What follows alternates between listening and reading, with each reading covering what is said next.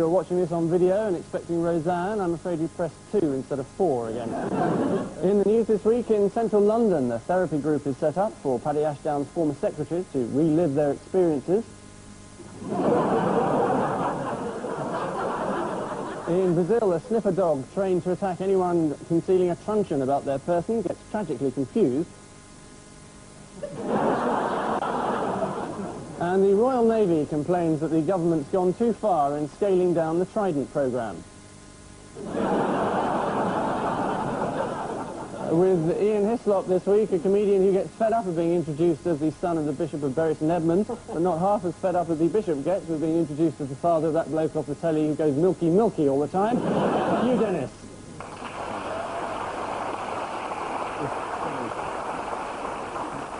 And on Paul Merton's team, a man who claims that he once read the 9 o'clock news wearing a pair of thigh-length green waders.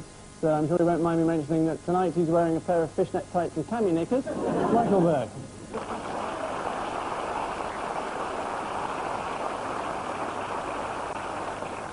And so we begin the show with the 29th round of this series. Ian and Hugh, a tale of the unexpected for you. Fergie's new home, night. Oh, that's a young Tory. That's someone creeping about. Don't know who that is. Good, you've been reading the papers this week then? All right, there's these 3 Conservatives, right, and they got lost, according to them, in the House of Commons. And they ended up in Tony Blair's office, which is a believable story, obviously. Anyway, they were arrested in there and said, what are you doing in here? And they said, we're lost. Right. And after that, they said that it was because they'd had too much to drink and it was high spirits. And it wasn't an attempt to break into Blair's office at all. Or they knew that the H-story MPs had lost the whip last week and they were looking for it. It is the discovery of a Conservative researcher and 2 friends in the office of Tony Blair. They claim they had accidentally taken the wrong turning on leaving the social club bar, which, as this photo shows, is a simple wrong turning to take. The intruders said Blair's office was dominated by a giant smiling picture of the Labour leader. Apparently they began to get scared when his teeth started to follow them around the room. Paul and Michael, decipher this if you can. KGB News. KGB News, yeah, you are leaving the Americans... oh, very quick, isn't it? Yeah. Always back again. CDs, get your CDs there. This is Richard Gott. Richard Gott. He's the chap who was receiving money from, or holidays from, or perks from, the KGB. And at the same time explaining in The Guardian why, you know, Pol Pot, year 0, was just a Cambodian form of care in the community. It gives a wonderful picture of the KGB, doesn't it? Who shall we recruit? Who can we get to be our top man in London? I know, the Guardian's literary editor. What secrets does the Guardian literary editor know? What books are coming out? Yeah. Who's on the Booker shortlist? Yeah. Early. Do you remember who his boss was for no extra points? Peter Preston. Gordievsky. Ah, showing off now. Gordievsky was the one with the world's worst wing, wasn't he? Until Martin Chuzzlewit. What about Wogan? Oh yes, we missed out Wogan. It is Guardian journalist Richard Gott who has resigned after accepting favours from the KGB. Occasionally Gott was invited to lunch with KGB controllers. According to one former KGB man, he offered us predictions and analysis. He told us who was of interest in the Labour Party. That's what you call a short lunch. Ian and Hugh, who's this, without naming names? Oh, it's the lost one. KGB lunch. Wasn't it? Oh, the man who's had his head surgically replaced with a camera. Yeah. A man who shouldn't. Yeah. Yeah. It's to do with the national lottery, isn't it? It's the fact that this guy doesn't want to be named, the one he's won. And all he knows is he's Asian, and he doesn't want anyone to know who he is or where he lives, which means it must be Salman Rushdie. The fascinating thing about this bloke is he's now the 1,500th richest person in the United Kingdom, sandwiched neatly, apparently, between Noel Edmonds and the Queen Mother. That's a hideous image. Must have been a hell of a party.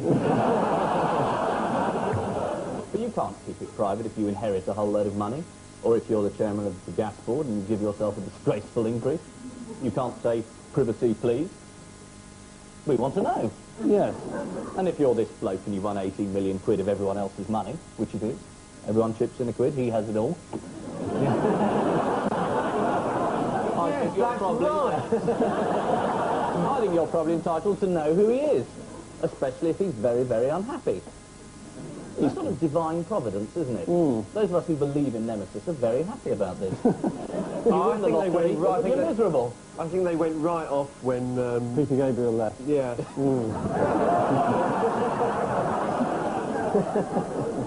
Jokes are now being done in stereo.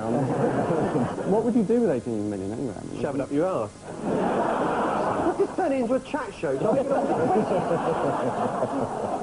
But before I ask you that, let's hear a number from Lulu.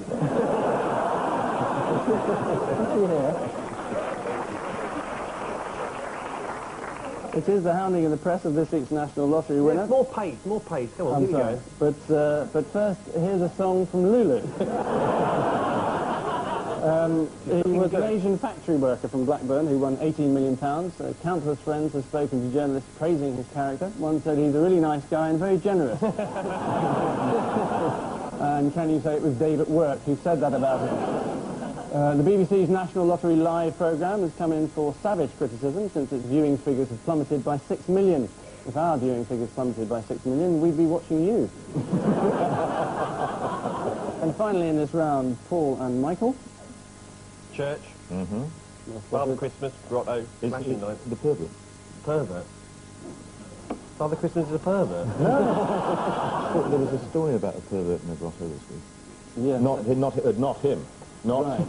not that. No, before you go too much further down that path. It isn't actually that story, mate. Right. But it's the one about the vicar who said that you shouldn't, parents shouldn't tell their children about Father Christmas because he doesn't really exist and it's lying to them, and where Father Christmas does exist and it's not a lie.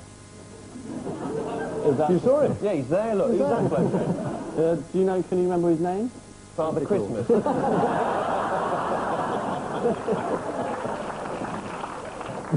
Dick Hague. Dick Hague is the right answer. Oh, Reverend Dick Hague. Right? Reverend Dick Forgive me. Hague, yeah. Is he a friend of the family? Dick? I don't think so. All right. And the story's been covered by both the broadsheets and tabloids alike. The Independent on Sunday reported the Reverend Dick Hague yesterday warned parents to stop teaching their children to believe in Father Christmas, while the News of the World put a slightly different slant on it. Deck the halls with boughs of holly, Reverend Dick is off his trolley.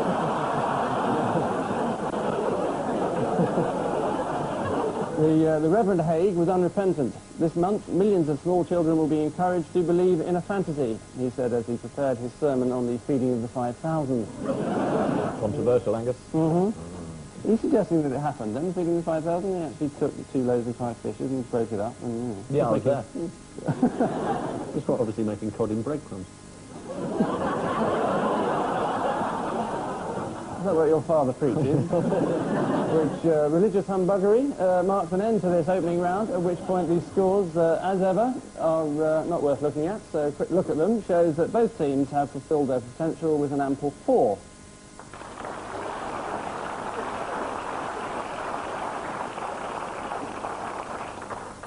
Round 2 follows after this commercial break for our caption competition. Ian and Hugh need to think about this one. Paul and Michael do likewise with this. And so to the movable feast that is round 2, which this week is entitled Spot the Balls. Every year the Plain English campaign gives awards for meaningless bureaucratic gibberish. All our panellists have to do is decipher these 2 past winners. Paul and Michael, what is this a definition of, and where is it from? A device or arrangement that may be used to permit a patient to lie down when the need to do so is a consequence of the patient's condition rather than the need for active intervention such as examination, diagnostic, investigation, manipulative treatment, obstetric delivery or transport. It's a hospital bed. It must be Virginia Bottom Road, mustn't it? What a definition of Virginia Bottom.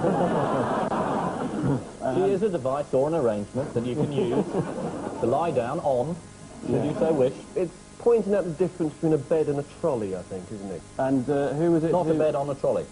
Well, a bed on a trolley. Does that become a trolley or does it become a bed? Who can say? If you put Run for the moral maze. If you put a goldfish in a bat, what does that?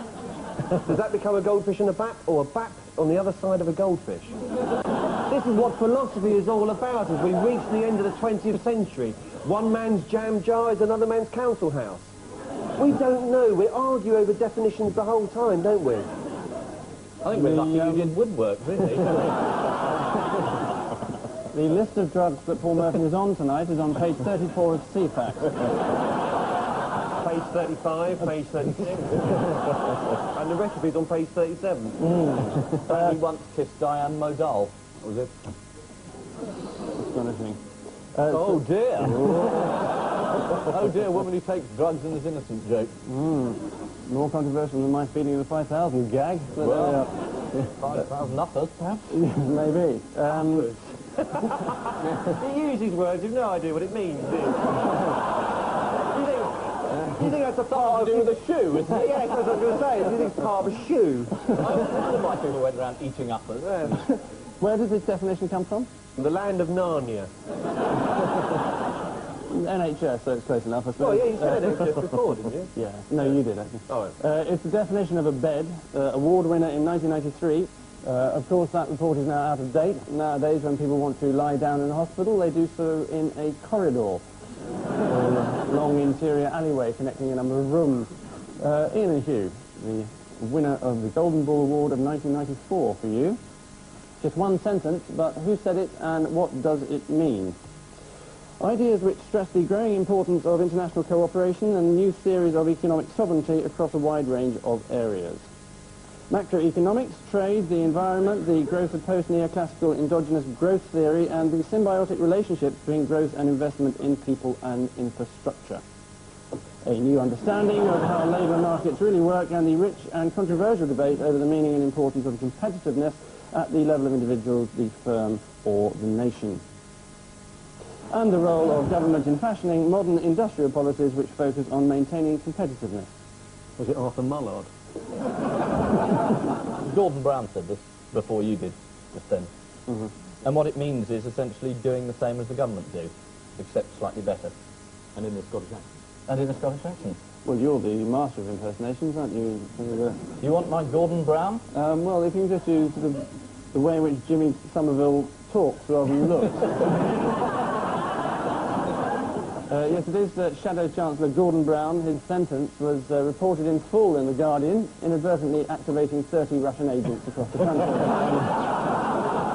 Which verbal diarrhea brings us skidding to the end of this round, and the news is that, well, both teams seem to be showing post-neoclassical signs of endogenous growth with 6.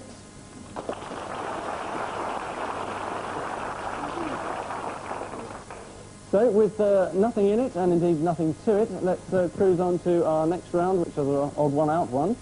For healthy, clean living types, which one's the British athlete?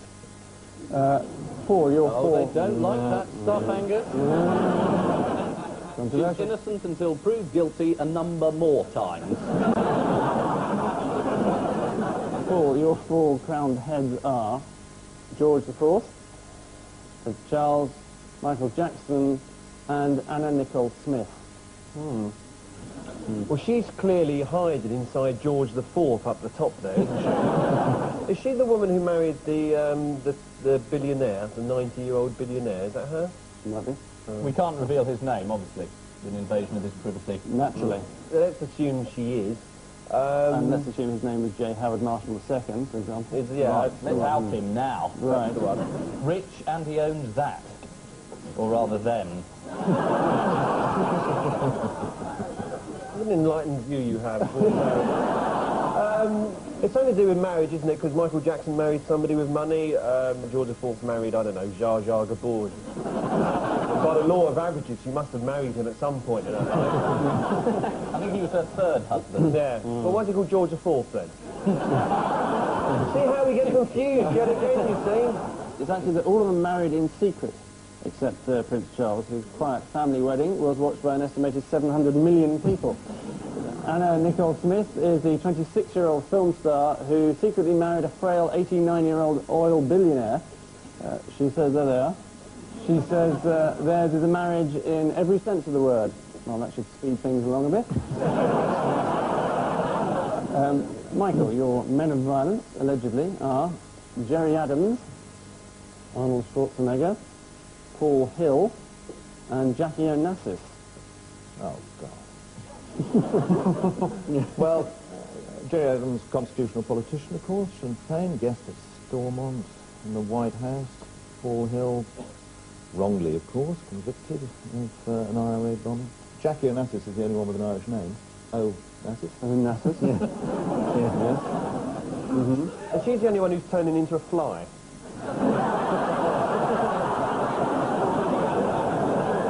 Jerry Adams just checking to make sure. No, you can still see through there. Is it the Kennedy thing, is it? Given that it's not your question, yes. Oh, yes, because we are married about to Kennedy's ask father. questions, aren't you? Jerry Adams, you see, is the only one that's not involved in the Kennedy family, because Arnold Schwarzenegger married a Kennedy, and Paul Hill was married a Kennedy, and Jackie Onassis is married to one of them. I can't remember which one.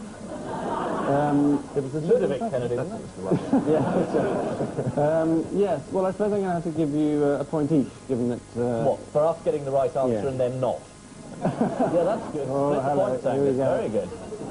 yes, I hardly think that's fair.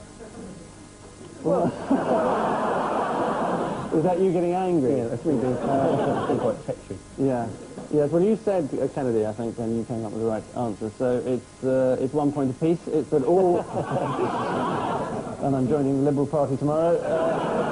That they all married a Kennedy except for Jerry Adams, although Teddy Kennedy recently embraced Jerry Adams on his visit to America. He was criticised for hugging a man who had no political morals and who was responsible for other people's deaths, but Jerry said he just did it without thinking.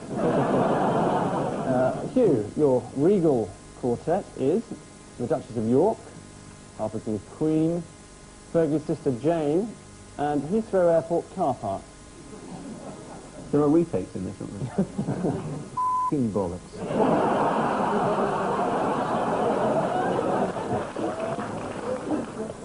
Yeah. No, there aren't, actually. That will go out. No. No, it could be about Americans. Could be about Americans. In the sense that Harper's and Queen is full of stuff for Americans. Heathrow car park is stuffed with Americans. And Fergie is being stuffed by Americans.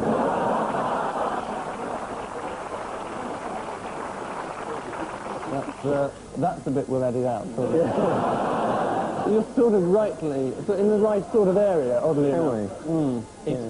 It's an owing money question, or that man Johnny Bryant messing things up. Because I think Johnny Bryant left his car in the Heathrow car park and said it was on royal business and that Fergie would pay. Jane's got one out. Why? I don't know. Who cares? You just want a point, Yeah. don't you? No, I'll give 1 point to Ian and Hugh. It's to do with financial disagreements with Financial Johnny Bryant. disagreement. No, you have to say it before I We thought. didn't have to last time. No, not last time. I thought we'd established the precedent. Yeah, he's changing the rules. No, I've changed my mind.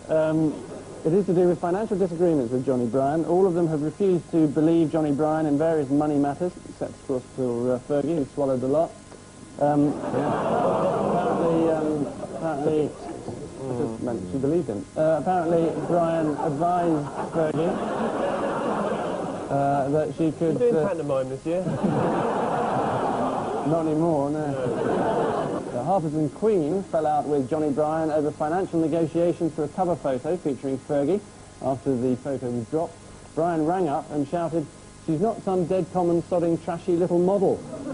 Actually, he didn't in fact say sodding, but because of BBC guidelines, we're unfortunately unable to say and finally, in this round, Ian, your topical foursome consists of the 18th century, the 100 Years' War, the Blackpool Tower, and LWT's Night of 100 Stars. It must be a 100-year question, because Blackpool Tower is 100 years old this year. Happy birthday. LWT's Night of 100 Stars felt like it had gone on for 100 years. The 18th century lasted 100 years, like most centuries. But the 100 Years' War, as we all know from our woodwork O-level, 75 years. didn't last 100 years. How many years? It was about 68. What was? The 100 Years' War, that was the number of years it was, 68. But they thought that was 68, that was ridiculous, let's go for the ton.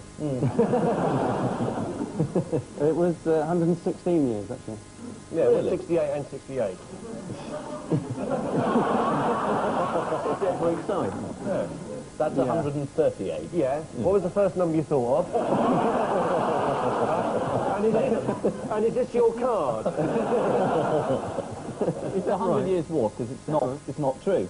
There were 100 stars at LWT's Night of 100 Stars. All of them stars. There's the Crankies. It is 100 years old. The 18th century lasted 100 years. And the 100 Years' War is a sham, a con. Interestingly, you are really quite wrong on a number of counts. Although you are in the right area. The odd one out is actually Blackpool Tower, Why? because it's 100 years old this year. Yes. But all the others claim to be 100, but aren't. Yeah, Night 100 Stars, there was about 120 people there. At least. 18.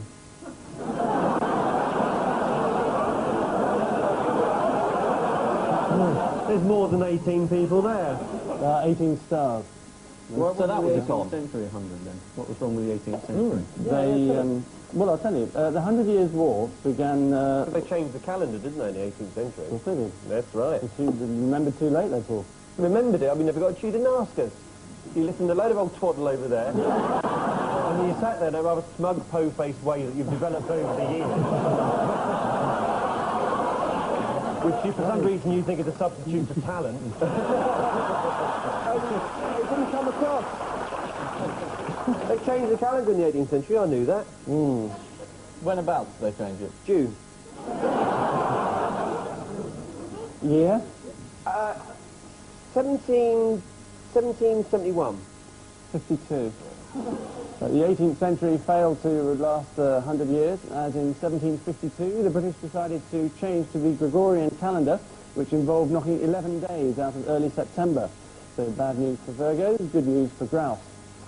All of which... There was lots of protests at the time, people, seriously, people marching down the streets, you know, with placards, we demand back our 11 days. They were really annoyed about it at the time. It still lasted 100 years though, that's just days. Yes, but what's a year made out of? Hopes, dreams, emotions, feelings. Sorry, it's, Hell! Concept albums. this is getting dangerously Californian. All of which Time for Scylla, I think. centenary No, that's celebrations that dangerous. mean that we bid this round a fond good riddance, and with one round left, the heartening news is that Paul and Michael are literally behind with 8, whilst Ian and Hugh are nothing short of ahead with 10.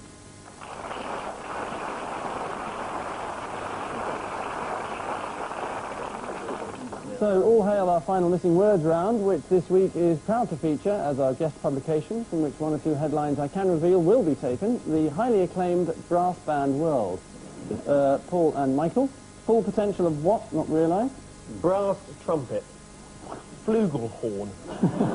Cordon Tenor horn is in fact the instrument we're after. Delors does what to Maggie as he says goodbye? Fondles.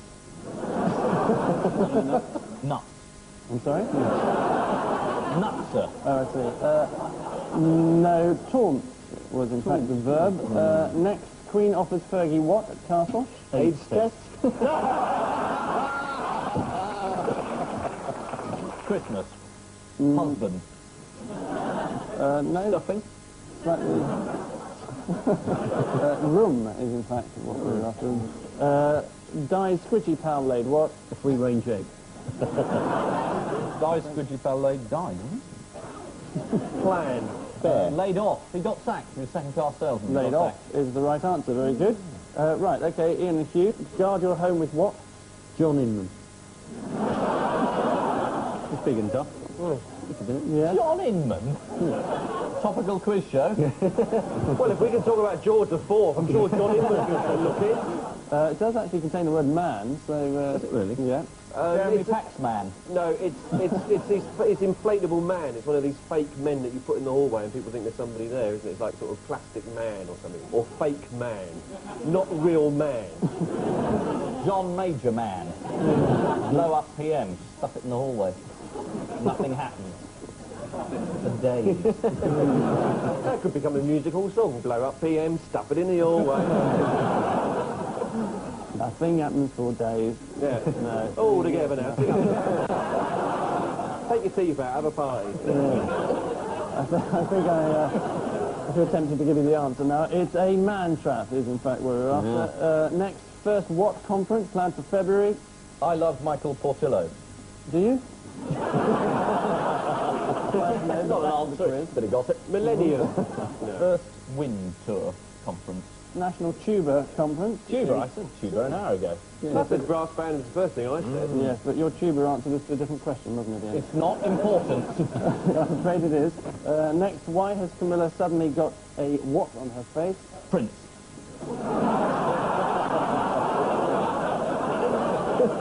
Is it Kipper? Kipper or Smile? Smile. A smiling Kipper.